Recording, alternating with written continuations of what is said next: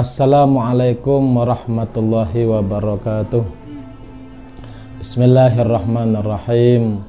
Alhamdulillahirabbil alamin wa bihi nasta'inu ala umurid dunya waddin. Wassalatu wassalamu ala asyrafil anbiya wal mursalin sayyidina Muhammadin wa ala alihi wa sahbihi ajma'in. Qala Allahu ta'ala fil Qur'anil Karim, a'udzu billahi minasyaitonir rajim. Bismillahirrahmanirrahim. Ya ayyuhalladzina amanu kutiba alaikumusiyam kama kutiba alal ladzina min qablikum la'allakum tattaqun. Wa qala an-nabiyyu sallallahu alaihi wasallam, buniyal islam ala khamsin, syahadati alla ilaha illallah wa anna muhammadar rasulullah wa iqamis shalah wa ita'iz zakah wa shaumi ramadan wa hajjil baiti man istata'a ilaihi sabila. Amma ba'du.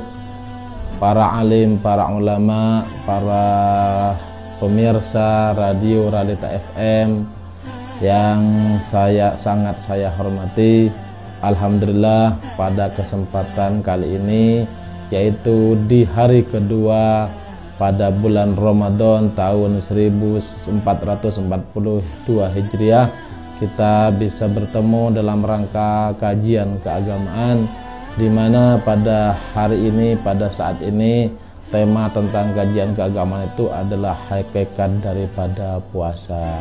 Para pemirsa yang saya hormati, puasa adalah termasuk rukun Islam yang keempat. Jadi semua orang diwajibkan untuk berpuasa apabila sudah memenuhi syarat-syarat dan ketentuannya.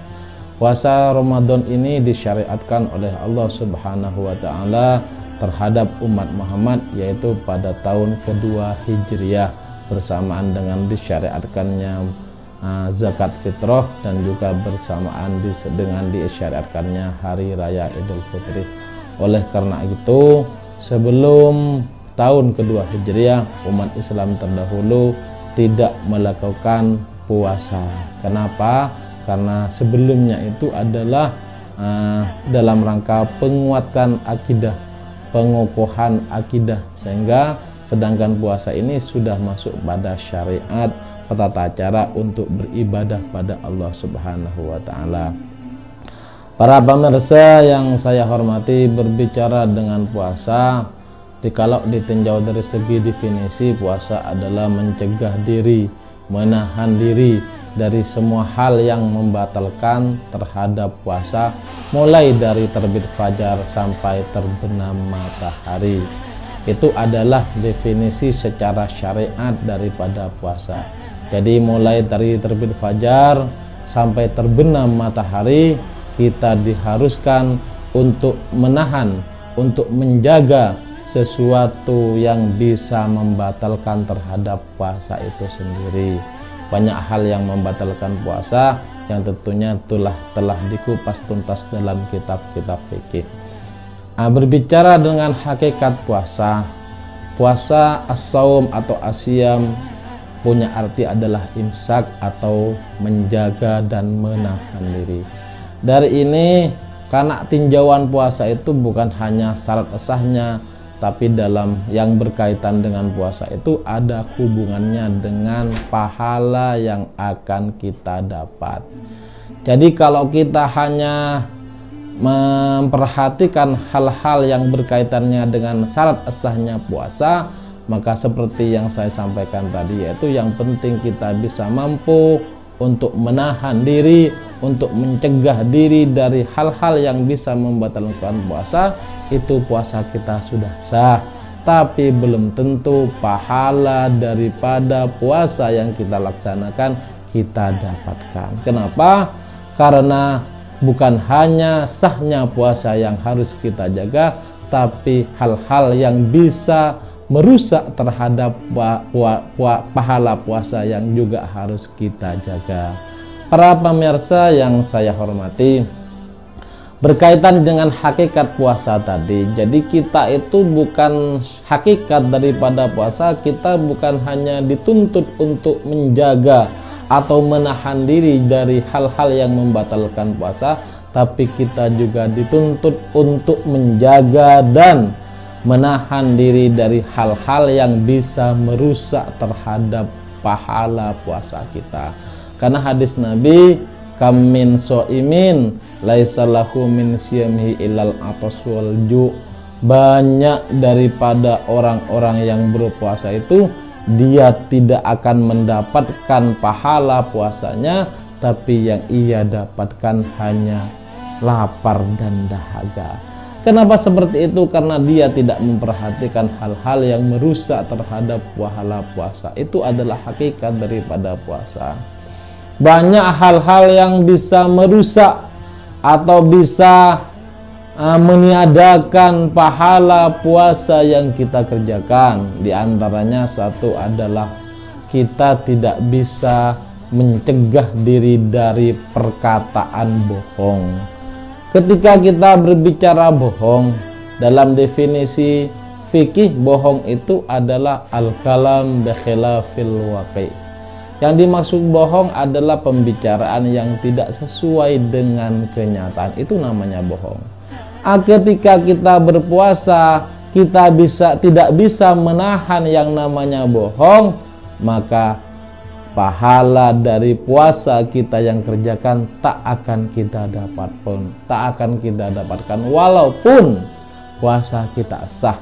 Karena seperti yang saya sampaikan tadi, hakikat puasa bukan hanya menjaga kita daripada hal-hal yang membatalkan puasa, tapi juga terhadap hal-hal yang merusak terhadap puasa kita, pahala dari puasa kita. Jadi kita harus menghindari, walaupun kita sifatnya itu hanya guyonan. Pokoknya setiap sesuatu yang bertentangan dengan kenyataan, yang tidak sesuai dengan kenyataan, tolong kita jaga, tolong kita hindari, jangan kita ucapkan. Itu hal-hal yang merusak terhadap pahala puasa kita. Yang kedua yang merusak terhadap puasa kita, pahala puasa kita adalah ucapan sumpah palsu. Yang dimaksud sumpah palsu ini adalah orang yang bersumpah tidak sesuai dengan apa yang ia sumpahkan. Orang itu telah melakukan tapi dia berani bersumpah bahwasanya orang itu tidak bersumpah. Itu namanya syahadatus syur. Terus yang ketiga adalah pahala perbuatan yang bisa merusak terhadap pahala puasa kita adalah al-ghibah. Al-ghibah itu adalah ngerasanin orang, menggunjing orang, cak maturen abenta orang. Apa yang dimaksud al-ghibah atau apa yang dimaksud ngerasanin orang? Dzikrukah akhokal muslimah bima yukrihu. Kalian menyebut sesuatu yang bisa membuat saudara kalian yang muslim dia tidak enak, dia benci terhadap sesuatu yang disebut oleh kalian itu. Itu namanya ghibah.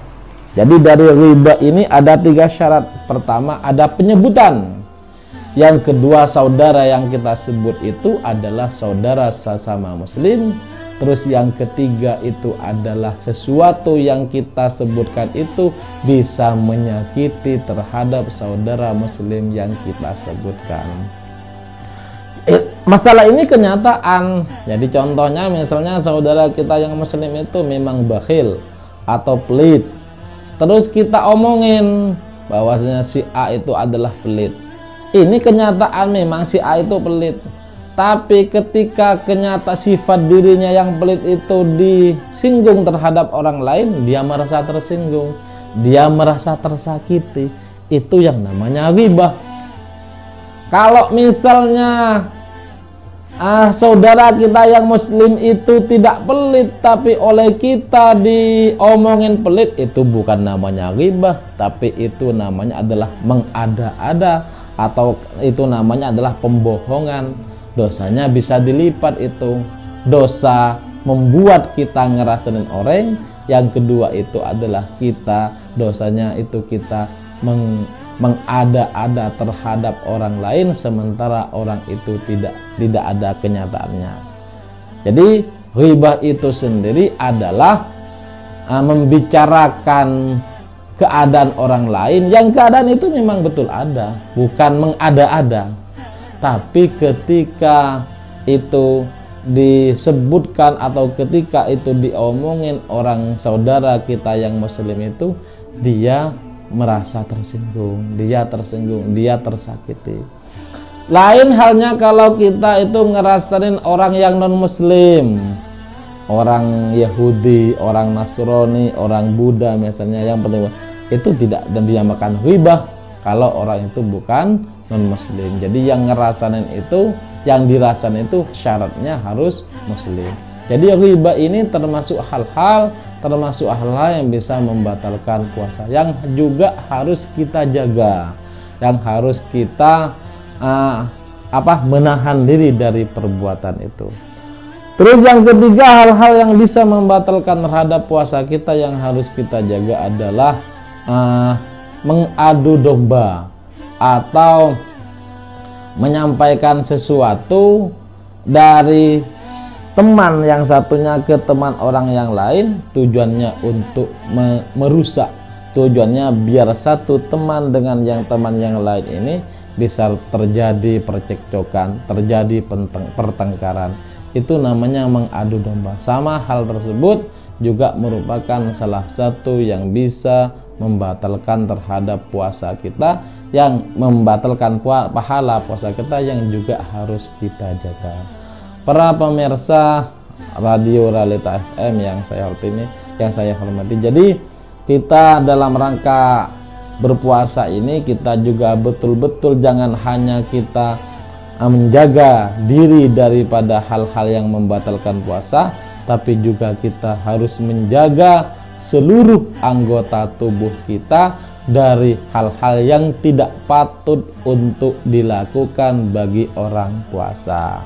Contohnya, mata kita dijaga agar supaya tidak melihat sesuatu yang menimbulkan syahwat, karena di antara yang membatalkan pahala puasa itu juga adalah melihat sesuatu yang bisa menimbulkan syahwat, entah itu melihat lain jenis kita, orang laki melihat orang bini, sehingga dari pandangan itu bisa menimbulkan syahwat, atau sebaliknya perempuan melihat orang laki-laki yang menimbulkan syahwat. Jadi mata kita ini harus dijaga, istilahnya bukan hanya mulut kita yang berpuasa, tapi mata pun juga ikut berpuasa. Mulut kita dijaga dari omongan-omongan kotor, omong seperti tadi, perkataan bohong, perkataan ghibah, juga fitnah, adu domba. Mulut juga ini kita jaga. Dan seterusnya telinga kita ini juga harus dijaga dari mendengarkan omongan-omongan kotor, karena ada keterangan al-asami sarikul qail, orang yang mendengarkan sama dengan orang yang mengucapkan. Jadi ketika ada seseorang ngerasain orang lain, dia pahala puasanya tidak dapat, bukan hanya orang yang ngerasain, tapi orang yang mendengarkan juga ikut hilang pahala puasanya. Tiba-tiba ikut cuma sing ngucap meloloh, maka sing ngidingake kepada miloh. Asam al-qail sarikus sami, atau asami sarikul qail. Sama-sama hilang puasanya. Terus hidung kita juga dijaga dari mendengarkan bau-bau yang bertentangan dengan puasa. Contohnya bau harum. Kan kita itu dianjurkan untuk menghindari bau wewangian pada siang bulan puasa, karena takut mengganggu terhadap ibadah puasa kita. Terus tangan, kaki kita juga dijaga, kaki dan tangan kita dijaga dari perbuatan-perbuatan yang tidak patut bagi orang yang sedang puasa. Kemaluan kita di bawah juga dijaga juga, sehingga kalau misalnya kita dengan keluarga, dengan istri kita di lain bulan Ramadan ini, kita diperbolehkan bersenggama, kita diperbolehkan mengadakan hubungan suami istri, tapi apabila kita sedang berpuasa kita dilarang, bahkan ada kafaratnya. Jadi hakikat dari puasa itu kita bukan hanya dituntut untuk menahan dan menjaga diri dari hal-hal yang membatalkan terhadap puasa, tapi juga kita dituntut dan diharuskan untuk menjaga, menahan diri dari hal-hal, dari perbuatan-perbuatan yang tidak patut dan tidak pantas dikerjakan oleh orang yang sedang berpuasa. Ketika kita menghadapi orang-orang yang memang tidak pantas dan tidak patut melakukan perbuatan yang menyelempang dari orang yang berpuasa, maka hati kita itu dianjurkan untuk mengatakan ini soim atau anah soim, ini soim, saya sedang berpuasa. Ketika orang-orang ada orang cak ngucai kita, ada orang-orang memancing kita untuk melakukan perbuatan amarah, maka hati kita itu harus bilang bahwasanya saya sedang berpuasa, karena membalas semua itu tidak patut dan tidak pantas dikerjakan oleh orang yang sedang puasa. Jadi kesimpulannya, kita ini berpuasa bukan hanya menjaga mulut kita, menjaga lubang-lubang tembus yang ada di tubuh kita dari kemasukan sesuatu yang bisa membatalkan puasa, tapi juga dituntut dan diharuskan untuk menjaga dan menghindari semua perbuatan yang tidak pantas dilakukan oleh orang yang sedang puasa. Demikian mungkin yang dapat saya sampaikan. Kurang dan lebihnya mohon maaf. Wallahul muwaffiq ila aqwamit thoriq. Wassalamualaikum warahmatullahi wabarakatuh.